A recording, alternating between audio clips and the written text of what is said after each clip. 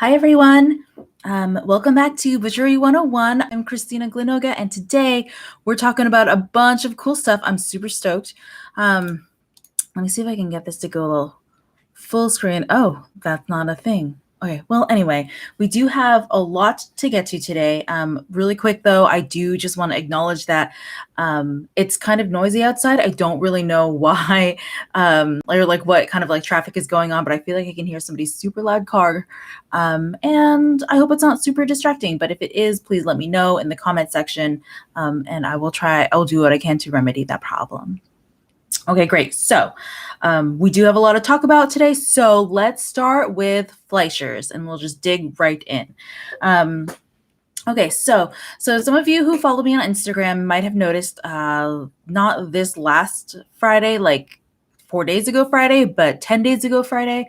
I posted about standing in solidarity with the staff that walked out of Fleischer's, which is a butcher shop chain based out of New York. They have multiple locations, 2 in Connecticut and 2 in Manhattan. I believe 1 on the Upper East Side and 1 in Brooklyn. I'm so sorry. I actually don't really know a ton about the boroughs or the neighborhoods in New York, so I apologize for that. But ultimately, the main story goes is that, well, first of all, let me just tell you a little bit about Fleischer's.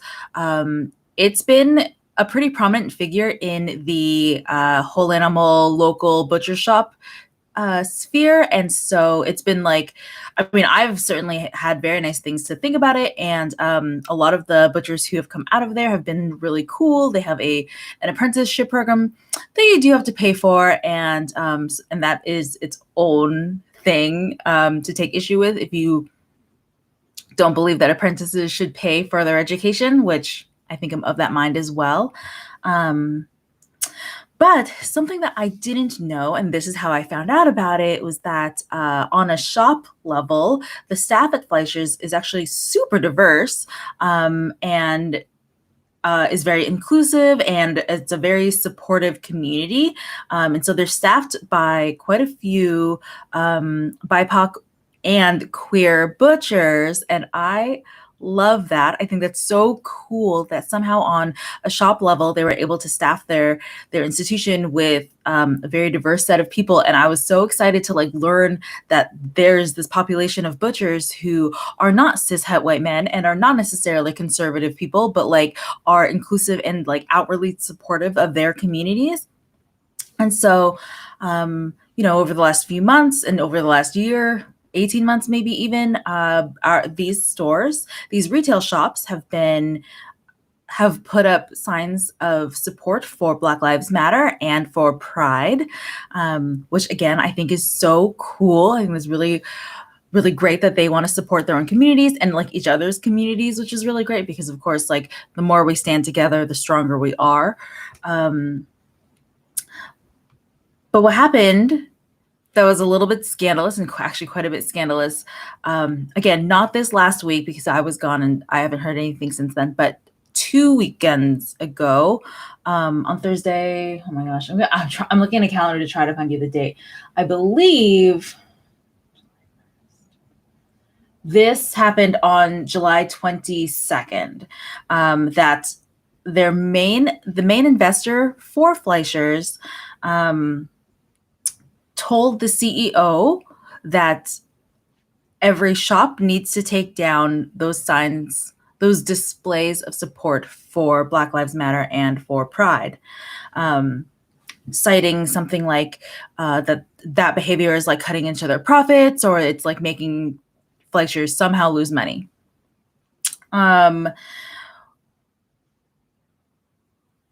The CEO relayed this. Oh, one of the things that I had seen, one of the statements that had been made was that the staff was told that if they did not take those displays of support, of community support down, that the money that keeps the shops open would stop coming, which I feel like is a pretty hard stance on the investors' on the part of the investors. And so the CEO relayed this sentiment to the shops, including the two in Connecticut, one of which their entire staff decided to walk out in solidarity because they were like, we've been working like crazy as essential workers throughout the entire pandemic. They have apparently faced a lot of budget cuts and honestly, like a lot of the same constraints that like many of us have faced over the course of the pandemic and just like over the course of working in food and meat and restaurant retail in general, which is that you're expected to do $50 worth of things with only $10 of a budget. So the shop walked out. Like the shop staff completely walked out. They were like, take this job and shove it. Have fun with the profit loss that you're going to be facing over the weekend. That was on Friday, the 23rd. And then the other 3 locations found out about this, and that's their staffs also decided to walk out in solidarity with their communities, with their colleagues, and in an attempt to demand some basic human decency and respect from upper management. I think they're so brave to do what they did, and just like the people who walked out of the Eduardo Jordan restaurants, most of these people don't have a backup plan. They don't necessarily come from like generational wealth, and they aren't necessarily independently wealthy. And so it's so important to support people in these moments of need. And so if anybody is watching this who walked out, on Fleischer's or on the Eduardo Jordan restaurants, and are struggling for money, please shoot me your email and your GoFundMes or your Cash Apps or your Zelle accounts, because I would love to signal boost any need for fundraising that I possibly can.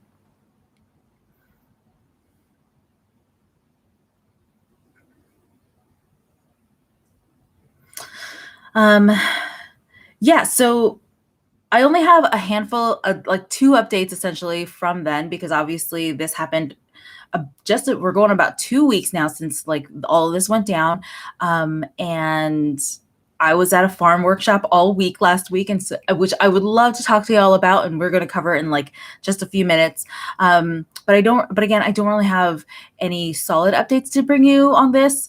All the information I just gave you were from social media, from Instagram specifically, from Friday and Saturday, July 23rd and 24th.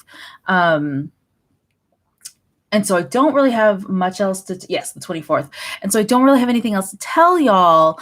And I just also want to acknowledge that a lot of the information that I've been coming at you with regarding whistleblowers from this and from, say, like Belcampo do come from social media and like happenstance connections via social media, because unfortunately I'm not seeing very much like professional journalism directed at these subjects. And so I guess it's like kind of up to us to like be loud about it. And like luckily those of us who have built followings on social media are able to be loud in a way that is informative for our audiences. So I really hope that this is helpful for y'all to like get more information that isn't necessarily like what like CNN deems to be like valuable to be relaying. And so that said, I do also just want to acknowledge that I try to take this information with a grain of salt as much as I can. I try to verify my sources as often as I can, and I don't want to spread rumors with my platform. And I just want y'all to know that like it is of my utmost priority. It is my utmost priority to only relay information that I know for sure is factual and is as accurate as I could possibly get it to be.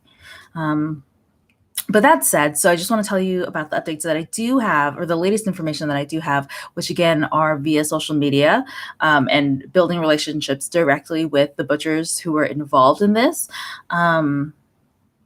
Okay, so one of the people who walked out of their Fleischer's location at least one ended up landing a job at a place called the Meat Hook, which is a butcher shop based in Brooklyn. I believe they still only have the one location, but they do have a couple restaurants out there as well. And I just wanted to let y'all know that the Meat Hook comes up in conversation often and has been in conversation like over the last year or so, because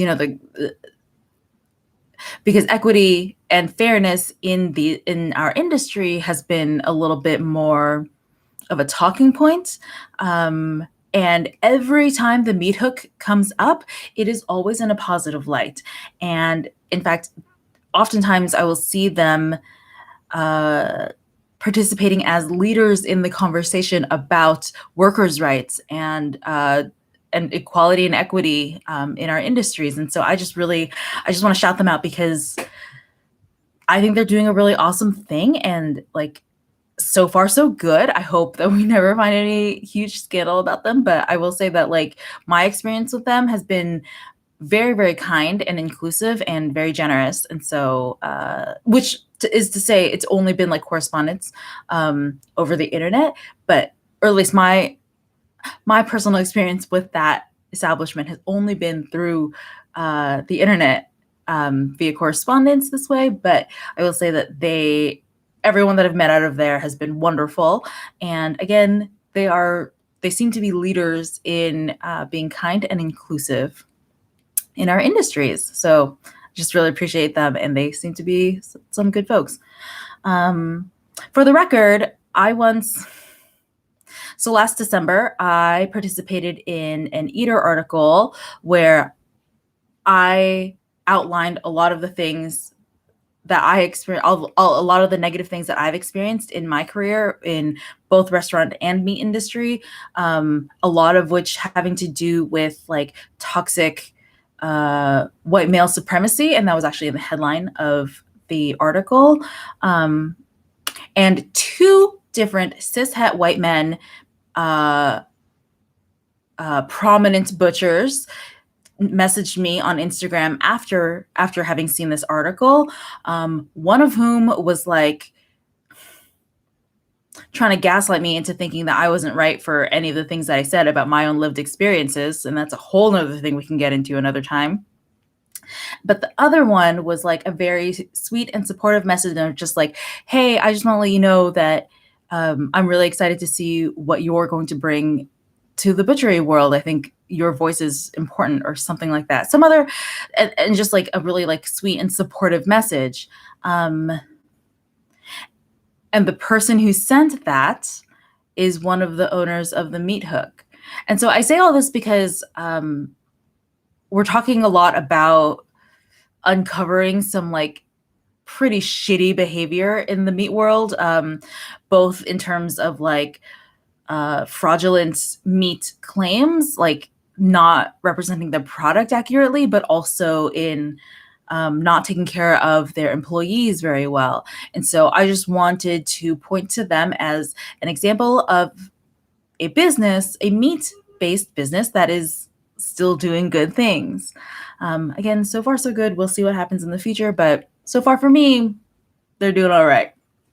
A second Fleisher's employee that I spoke to, who had walked out of their location, mentioned to me that they were looking into unionizing and that they were distributing union information to their colleagues.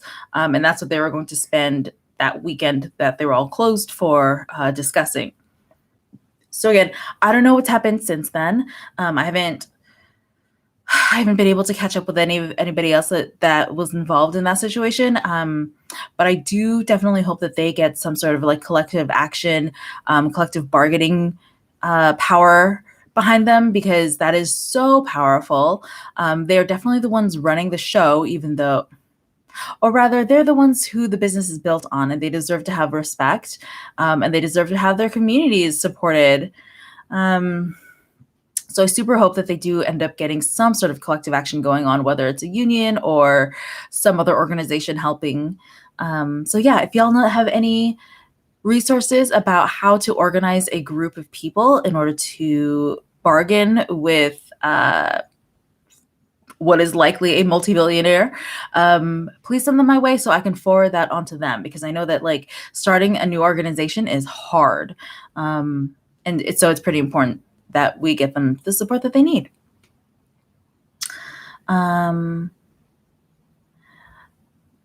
And then if you watching this video, if you are one of the people who walked out of a Fleischer's location, I would love to hear from you. Feel free to email or DM me or whatever. Just get in touch. Like, first of all, I want to know more butchers, especially whole animal butchers who are not cis-het white men. I mean, no offense, cis-het white men, but like I would really like to vibe with other people who look like me, but also know how to cut meat. And then additionally, if you are somebody who was displaced or affected by the whole Fleischer situation, and you have like a fundraiser for yourself or for your colleagues, please also just drop that into my comments or DM or email. I'm really serious about signal boosting for anybody who put their money where their mouth is and like walked the walk and made sure that like they were demanding respect in their workplace. So yeah, there's that. So let's do channel announcements. But first I have to plug in my laptop because I am watching the battery die as we speak. One sec.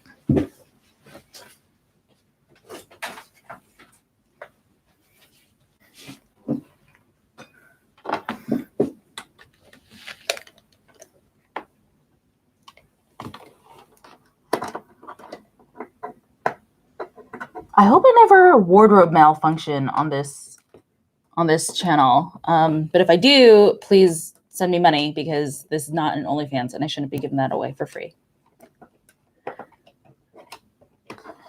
Oh my God.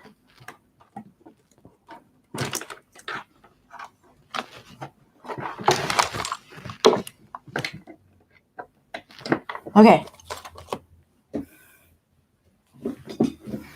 Okay, the laptop is good. Crisis averted. Okay, great. So next up, let's do some channel announcements. Really quick, I want to talk to anybody who's interested in our Patreon. I adore every single one of you who has become a Patreon. I really appreciate what you do for this channel. And again, I think we can all tell that I don't know, I think it's becoming more clear to us that where we get our money from makes a huge difference in how we behave as a business and how we behave as human beings. And so anybody who is a Patreon right now, I super appreciate you, because you're allowing me to not take money from like the seriously conservative and like not and very unsavory wealthy characters in the meat and food industries. And I super appreciate your support, because that is what enables me to be brutally honest and not sugarcoat anything for the viewers here. And I really appreciate that ability and even the opportunity, the slight opportunity to just do something that isn't dictated by like a wealthy conservative white man.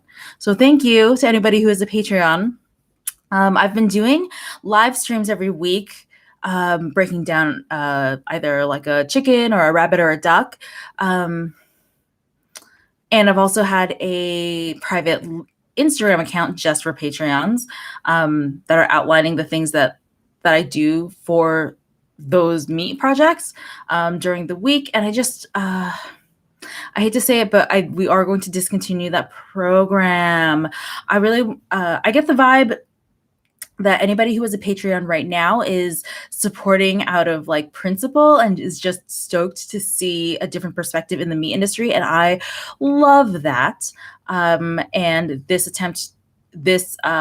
those live streams and that private Instagram account were an attempt to give y'all something that I thought y'all would enjoy, but there was not very much engagement. So I'm going to discontinue those things, and I might even release a lot of that content for the general public, for the general Butchery 101 audience, because I think it is valuable for them. And it doesn't really seem to me that anybody who's on my Patreon right now really cares necessarily about getting exclusive content. I think y'all are just like really awesome and excited to see like a brown lady butcher out there, and like I love it. I'm so happy about that.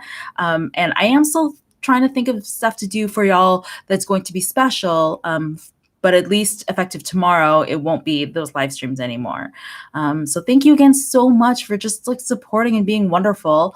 If you have any feedback for me in terms of like what you would like to see as a benefit for a Patreon, I'm super open to hearing it. And yeah, thank you again for all your support. It's really wonderful. I'm still going to release like exclusive long form tutorials to Patreons, I think. And anything I have available to y'all that is going to be just like a slight step up from like the mainstream stuff, I guess, that I'm putting out. But ultimately, we're going to stop those other programs. Okay, great. And so I am so stoked to announce to y'all that in a couple weeks, I will be attending New Cowgirl Camp at Lazy R Ranch. It's this amazing program put on by Lazy R Ranch, Beth Robinette, who owns and operates that whole shebang. She is a fourth generation rancher, I believe, and is doing amazing things out there, and I'm super duper excited about it. I will be filming that experience as much as I can so that I can like hopefully provide y'all with a glimpse into the experience as well. And so that situation is a camping one, like where she invites us to camp on her land, while we spend a few days like learning just everything about ranching that you can possibly learn in a 5-day span. And so I just want to like throw something out to the community here. If anybody has a lead on a camper van rental situation, and they think that this camper van situation rental would benefit from collaborating with me for content and promotion on my channel, I would love to hear from you. I would love to do a trade of a camper van rental for promotion and content on Instagram and YouTube. So please hit me up if you know anybody. And the same question goes for Airbnbs in the Cheney/Spokane, Washington areas. I think this would be a really great opportunity for both of us. And so, yeah, if you think so too, please hit me up. Last week, some of y'all might know, I was at the Quillisasket Chefs of Color workshop. It was so amazing, you guys. So Quillisasket is it's a farmstead where this wonderful couple by the names of Rick and Laura Lee Misterly live and work and grow almost all of the food that they could possibly want. They raise goats and operate as a micro cheesery. It's changed a little bit over the last couple of years, especially considering the pandemic and how restaurants were affected, which I think was one of their largest accounts were in the restaurant sphere. But they do still create cheese and like other products in a really cool, like down to earth, kind of pure way, which is really lovely. And this particular workshop was meant for people of color, like food professionals of color, to show up and see how their food is made and how it's grown and learn some more about animal harvest. So it was super duper cool. These are definitely like really valuable lessons to be learned. And I don't have a ton to say today because I am going to be working really hard on creating content, or rather editing videos based on all the footage that I got there. And I'm so excited for those videos. So yeah, I just want to let you know that those are in the works, and more cohesive thoughts will be communicated in those videos. So keep an eye out for that. Please do hit subscribe so that you don't miss anything. I should be putting something up from them this Friday, in fact, on the 6th, hopefully. And then I'm planning on doing uploading videos about Quillisasket and that whole experience over the next few weeks. So I did love it. Overall, it was a huge net positive. But if you're considering going next year, which I do recommend that if you are a food professional or a chef of color, I do recommend that you go. And even if you're not, going to Quillisasket Farm School is wonderful for anybody, whether or not you are trying to make connections within your BIPOC community. But I will say a couple caveats specifically about the Chefs of Color program, just because these are things that caught me by surprise, and I don't feel good about endorsing a program that and then being surprised about a few things. Like I had recommended this program to a few friends who ended up going, so we were there at the camp together, and at the workshop together, and come to find out, new information had come to light, and I felt super bad for endorsing this program to them under essentially what felt like false pretenses. So anyway, so here are a few things that I did not realize would be the case, but were. Number one, a pretty prominent chef, who's a Black woman, was mentioned by name in the description on their website, but she was not there. She did not attend this workshop, and because she was mentioned so heavily in the description, I totally thought she was going to be there, as did many of our cohorts, and so I just wanted to point out for the record that she was not there. If you sign up for next year's workshop, or if there is a workshop next year that you go to, or in future years, if I were you, I would email and ask specifically whether or not that person would be there. And obviously she's busy. She had just opened a restaurant like during the pandemic, and so I totally understand why she wouldn't be there. I understand that you don't always have the bandwidth for it, but I do wish that it had been disclosed earlier. And honestly, it didn't even need to be her. Like I would have been super happy to hear that like a qualified chef or individual who's good at facilitating the kind of like difficult and introspective conversations that we wanted to have. If that person if they had promoted it under that person's name, I would have been fine with it. What ended up happening was that Chef Sabrina Tinsley of Osteria La Spiga ended up attending and facilitating all these amazing conversations, and I feel like I learned and grew so much over those 5 days that it was like it was magical. Like I really did feel great about it. I just didn't like that the description was misleading. Again, no shade, but just if you do register for this class, check on that one if that's something that's important to you. Or just don't expect a certain individual to be there. And again, luckily, Sabrina was there for our class, and it was really lovely. Hey, Sabrina, I hope you're watching this. And if you are, I just want to let you know I super appreciate you. And to the other chef whose name is in the description, but you didn't make it, again, no shade. I completely understand you're super busy. I just wish I'd known. Anyway. Number two, it is 100% in Trump country. So be prepared to be the only people of color within like the entire county at the time. And by the way, obviously I didn't coin that phrase Trump country, and nor did I volunteer that as a characterization of that neighborhood. One of the farmers who lives there called it Trump country. And so they know exactly who their neighbors are, but like something that I really appreciate about them is that they're kind of defying like the social norm for their social network, which is a huge deal. One, because in farming in rural areas, especially, it's like really important that your neighbors are there for you, because literally just like by proximity, that they're the ones who are going to take care of you or not.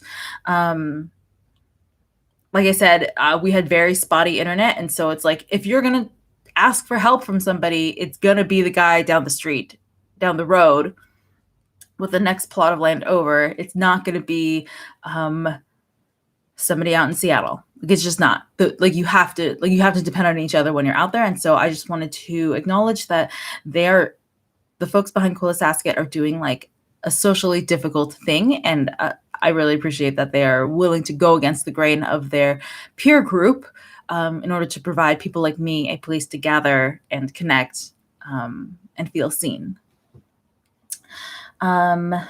one of our members did in fact have a pretty shitty experience at a nearby lake. Like, we had a break and we all went there, and then she was left there alone. And I gotta say, I feel like we, as the people of color in question, we were a little bit naive in thinking that we could allow one of our members to be alone at a park in this region without getting harassed, without thinking about her getting harassed in some way. And she totally did. And I feel super bad about it.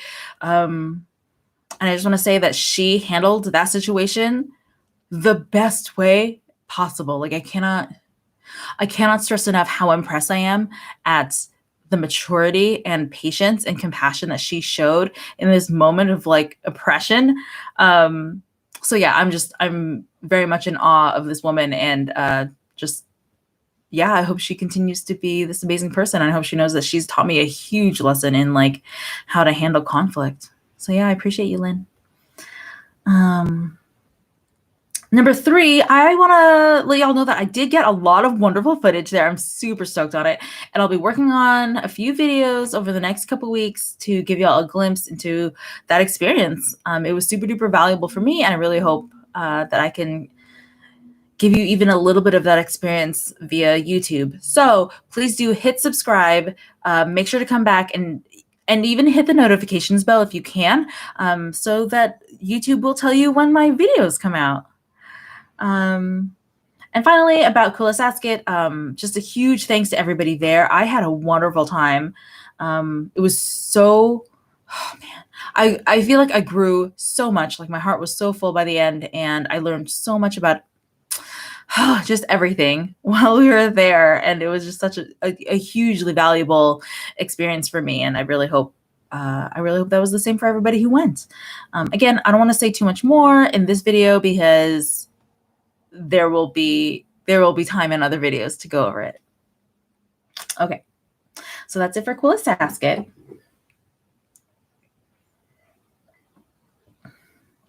Okay, so then let's see. Let's round this out with a little bit of something slightly different. I have recently been watching The Morning Show on Apple TV Plus. And we loved it. My boyfriend and I have been kind of binge watching it over the last few weeks, like while I've been in town, and it was really wonderful. It was so cool. So we just finished the first season last night. Like, we watched the season finale last night. And so, spoiler alert for anybody who hasn't watched it. However, I would argue that the main value of that show is that aside from the acting, which was wonderful, and the filmmaking quality, like the cinematic quality of the show is so amazing. But the truly valuable part of that show is its realistic and engaging portrayal of toxicity and complicity in workplaces of abuse, and like unfair power dynamics. The last episode has and it centers around making morning television, so like loosely based on like Good Morning America or like the Today Show. In their show, it's called The Morning Show, and it's about one of the anchors facing allegations of sexual misconduct. And the entire plot of the show centers around the way that company dealt with it, the way that the staff dealt with it, the way that the staff reacted and the public was reacting. And so it reminded me a lot of what's been going on in the restaurant community recently, with open allegations against like Blaine Wetzel of the Willow's Inn and Eduardo Jordan, and then that guy who won Top Chef. So it was a really cool examination of how that kind of abuse happens with so many people watching, with so many people witnesses in the building, in the room, coordinating opportunities for predators to operate within their ranks, and then also enabling them. So the show is amazing, and definitely if you just like for a moment imagine that they're talking about a chef instead of a morning news anchor, it's the restaurant industry easily, like full stop. And I feel like if you imagine it to be an allegory for your own work industry, you are likely to see other things in it that are very relatable as well. So in the very last episode, it has folks who benefited from the quote culture of silence finally speaking up, acknowledging that they had stayed silent because they benefited at least a little bit from that system and from the abuse and suppression of their women colleagues. Essentially, Jennifer Aniston plays a pick-me girl, owning her behavior by the end and vowing to do better. And she even acknowledged the way that the writers had it happen. The writers of this show, they had her acknowledge that announcing this stuff isn't going to be good enough. Like words aren't going to be enough. But again, they had her vow to do better moving forward. And that, by the way, it was super noble, really admirable. They were really just like telling the truth, which the ironic thing about this kind of cover up in the sphere of journalism is that journalism is supposed to be like the pursuit and relaying of truth, so that we can all be informed about what's going on in the world, which obviously in practice is hugely flawed.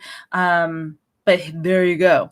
Anyway, this is the kind of accountability and self-reflection that I really want to see in the food industry. Obviously, like all of society really like needs to be examining itself and its relationship with patriarchy and abuse. But again, because our industry has been mostly in the spotlight this last year between the Willow's Inn and the Jordan restaurants and Top Chef, there are so many people. I feel like there are so many people looking for examples of what doing the right thing looks like. And that's what it was. So please, if you're even a little bit confused, like chef, if you are even a little bit confused as to like what you did wrong or like what you need to do to make it right, or like, am I doing something wrong? Or like, am I enabling this thing? Like y'all need to watch the morning show, see which character you identify with, and whether or not you're doing the right thing in your own career in life. Like it was such a cool, like direct way to see what we're all doing wrong and what we can possibly do to make it right. So yeah, because I've definitely not seen a single apology from anybody coming out of the food industry or beyond. Or no, I think outside of the food industry, I've seen a few more like actual bits of accountability, but like definitely not within the last year of food professionals getting outed for the bullshit that they pull and allow. And so like, hey, heads up, here's an example. The morning show, go watch it. If you relate, if you identify with the character of Mitch Kessler, you are the problem. And you're the one who needs the lesson. So, which it's so funny watching that show because I can name the people who are him exactly, who like I hope have never done the things that character did, but like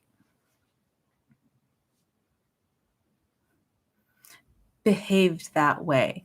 And so, yeah, if y'all need an example, there it is, the morning show, Apple TV Plus. This is not an endorsed or sponsored statement, although, God, I would love to have that kind of money.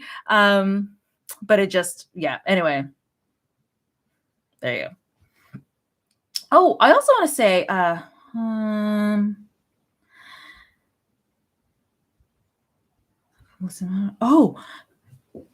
also just want to say that the acting was super amazing. Shout out to Gugu and Butchery for her portrayal of a woman dealing with some shit and just truly how she like leaned into that role. I really, I really appreciate like actors who really get it. So yeah, amazing acting, really great cinematography, super smart writing. And again, it is a very valuable allegory to pay attention to. I also want to say that like, because it's a culture that like we all build collectively, that means that we can dismantle it collectively too. Like it doesn't have to be that way. So I was left feeling very hopeful after having watched it. So there's that.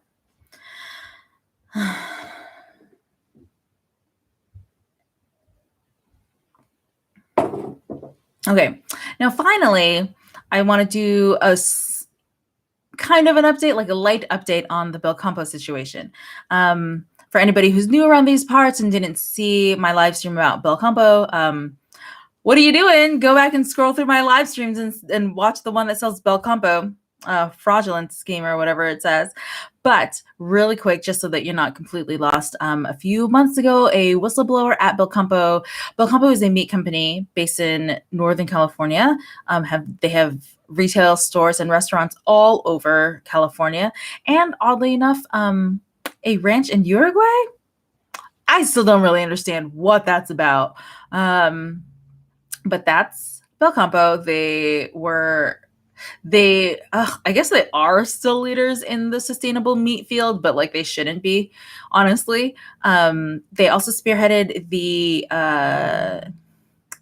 vertical integration model for meat industry for sustainable meat companies. Again, sustainable meat industries, because there's a lot of problems going on there. So they claim to raise all of their own meat animals, process all of them, and then that's what you would get when you go into the store, when you go into one of their retail locations or eat at one of their restaurants or sign up for one of their online delivery packages.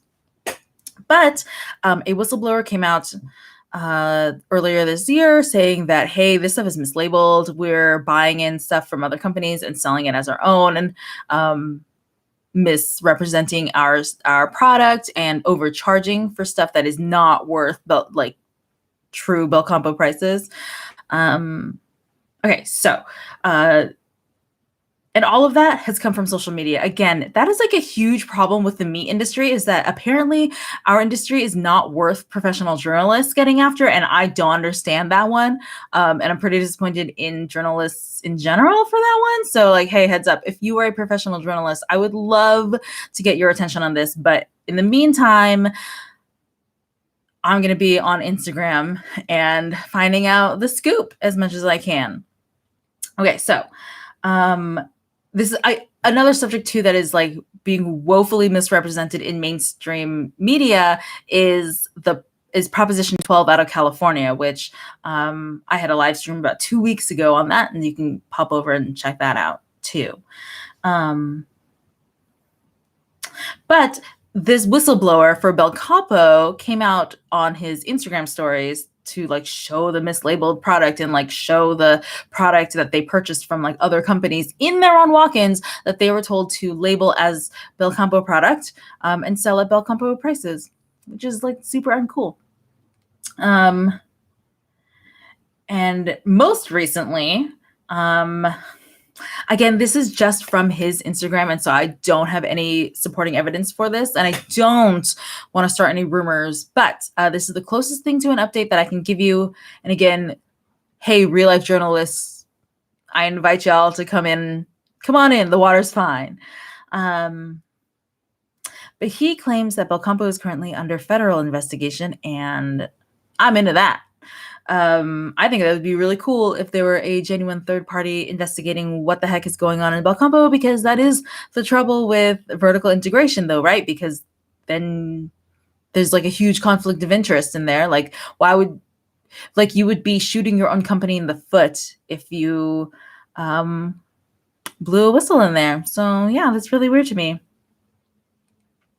It also goes to show, so that's all the information that I can give without like speculating and editorializing. And so I don't want to go much further into detail on that front. And I feel like this is just a really prime example of how marketing and PR like really don't mean much. And you can find out a lot about a company by examining its backers. Like the way that Fleischer's, as it turns out, does not, cannot support BLM or Pride. Like Belcampo, like they apparently are willing to fudge their numbers and fudge their prices and sourcing, even though they claim to be super sustainable. So that said, I just want to close by saying that if you found any of this information valuable, please consider supporting Butchery 101 via Patreon or GoFundMe. I'm trying super hard to not take money from unsavory folks so that I can continue to bring y'all truthful information as much as possible. I recently got a job offer I got multiple job offers from different companies, and at least 2 of them I am not stoked on because I know that the owners come from generational, like, billionaire white man wealth, and I don't want to take that money, you guys. Like, I really, really don't. I would rather be here to provide valuable services to y'all, and hopefully to be supported by y'all. Because if you're here, it seems like your principles are aligned with mine, and you guys are the people that I want to be partnering with, and not those dudes. You know what I mean? Anyway, if you have the means, please do subscribe, or sorry, please do support Butchery 101 via Patreon or GoFundMe. I'll link both of those in the description below. And if you can't or don't want to, please still hit subscribe and leave me a comment. And oh yeah, if you have any questions, don't forget to leave them in the comments. And yeah, outside of that, please do get vaccinated. Wear masks as needed. Oh my God, I can't believe I'm saying it again. Mask up and have a great week. Okay, thanks. Bye.